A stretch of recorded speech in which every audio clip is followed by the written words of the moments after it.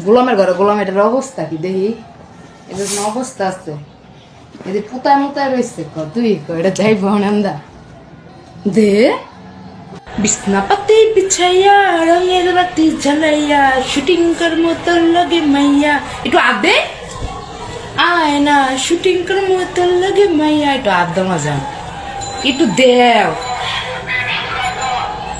দেও দেও একটু দেও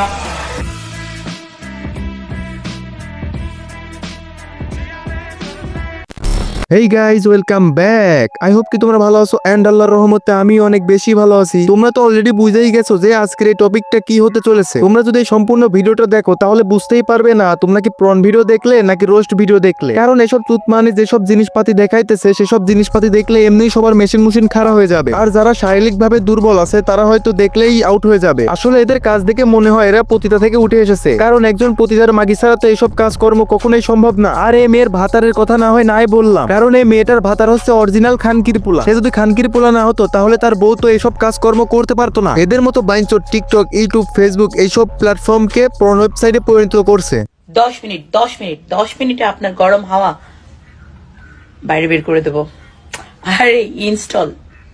গাইস তোমরা এখন একটা বিষয় চিন্তা করো যে তোমরা ফেসবুক বা টিকটকে শর্ট ভিডিও দেখছো, দেখতে দেখতে এরকম একটা ভিডিও চলে এসেছে, তখন কি তোমরা পর্ন ওয়েবসাইটে না গিয়ে হ্যান্ড ওয়ার্কিং না করে তোমরা কি থাকতে পারবা? তখন তোমাদেরকে মনে হবে আজকেই শেষ, আজকে লাস্ট বার, এটার পর আর করবো না। এখন এদেরকে আর কি বলবো, এখন চলে এসেছে এআই এর যুগ। এখন এআই দিয়ে যে কোনো মেয়ের পোশাক আশাক খুলে ফেলা যায়। আমার মনে হয় যে এই প্ল্যাটফর্মটা বানাইছে সে একটা খানকির পোলা। এই যদি খানকির পোলা নাই হবে তাহলে তো এই সমস্ত প্ল্যাটফর্ম বানাতো না। তো যাই হোক, এখন এআই টপিকটা বাদ দিয়ে এই মেয়েটার টপিকে আসা যায়।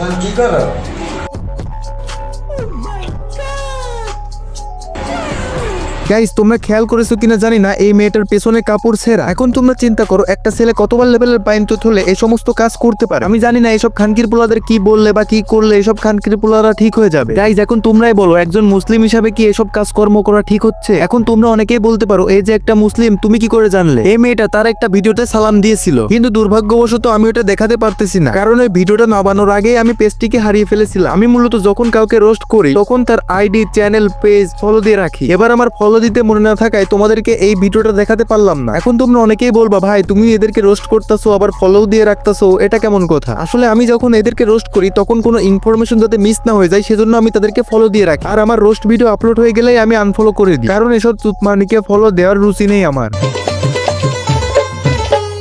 ধনকে দেখলু তুই ননিস না, মনকে চিনলু না, সোনাকে চিনলু, বানাকে চিনলু, মনুষ্য